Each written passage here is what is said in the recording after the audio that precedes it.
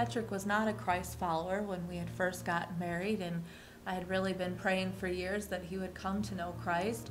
Because our marriage was not Christ-centered, we went through some really challenging times, and we finally decided that we needed to find a church that we could attend, and I'd received a postcard from Springbrook and said, let's go try that one out. At Springbrook, I attended a men's breakfast, and at the men's breakfast, they convinced me to go to a men's retreat, and at that time, I found Jesus as my personal Lord and Savior. When we started attending Springbrook, we were Christ followers, but we didn't really understand what a Christ-centered relationship was and what an intimate relationship with the Lord was. When we reflect on how we were discipled at Springbrook, the main source is through the small group. And we started attending a small group that was going through the art of marriage. At that time, we were having a lot of marital struggles, so it was really important for us to see what a Christ-centered relationship was, and that really helped us heal our relationship and to move forward. Yeah, and I feel that God really performed a miracle in our marriage. We were arguing and fighting all the time, and through discipleship and learning more about God, we learned how to be a loving couple, and I can now say that we honor and respect each other. We're very thankful for the people at Springbrook, for everything, and we look forward to discipling others as well. Yeah, we're so thankful for how God has discipled us through the family at Springbrook.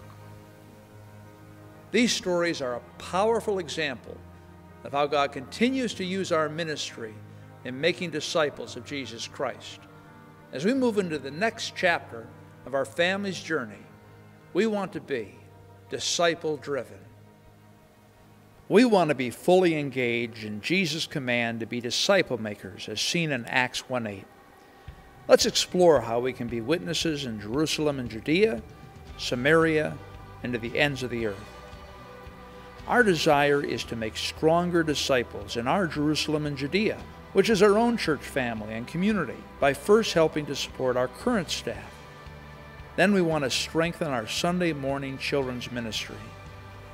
In helping our kids become stronger disciples, we will enhance our Sunday morning children's program, Kids City, by making it more exciting, engaging, and relational as they learn biblical truth.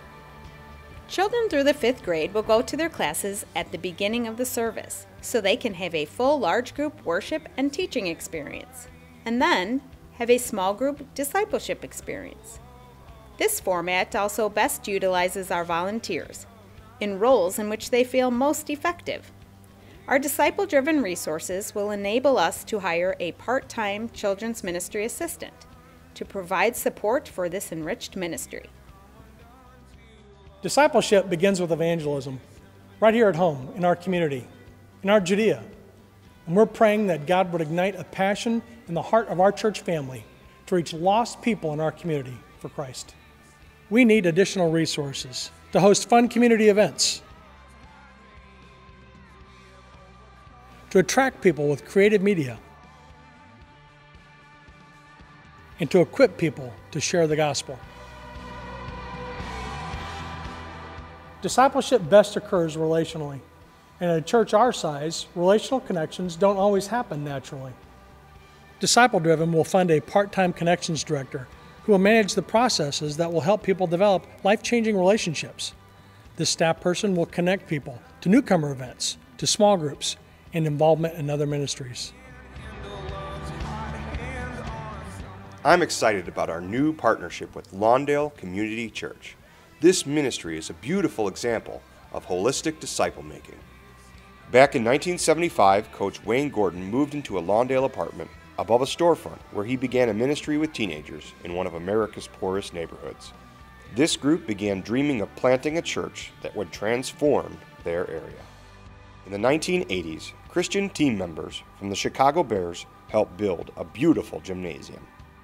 Soon after, God provided for the launch of a medical center that now reaches out to over 150,000 people annually who might not receive health care without it. More recently, the ministries of the church were given a multi-million-dollar fitness center to address the obesity epidemic among the poor in the heart of urban Chicago. Lou Malnati's has stepped in to develop the community and create jobs to stimulate community growth. One of the ministries that we will begin partnering with is Hope House. This ministry encourages men who struggle with addictions and the consequences of past decisions. Our first step into serving will be to bring meals and spiritual encouragement to these men. We want to make disciples to the ends of the earth. Our international disciple-making vision is to train 100 church planters in northern India. We'll be partnering with the Timothy Initiative, which specializes in training local men to start churches around the world. The region we'll be working in is not evangelized. Only 1 in 10,000 people have heard about Jesus. For $300, we can train one church planter with a thorough biblical education over a 2-year period. Many of these men are farmers who have a burden to reach their people. These churches meet in buildings, homes, and even under trees. Churches in this area grow to about 25 to 30 people, with most being new Christ followers. We also will be resourcing more short-term mission trips, which are powerful ways for God to inspire a heart for reaching the world with the gospel. Over the next 2 years, our vision is that we would become a church that is so much more dependent on God through prayer. When we focus on making stronger disciples, we need to be continually asking God to empower us through His Spirit to use us in transforming lives.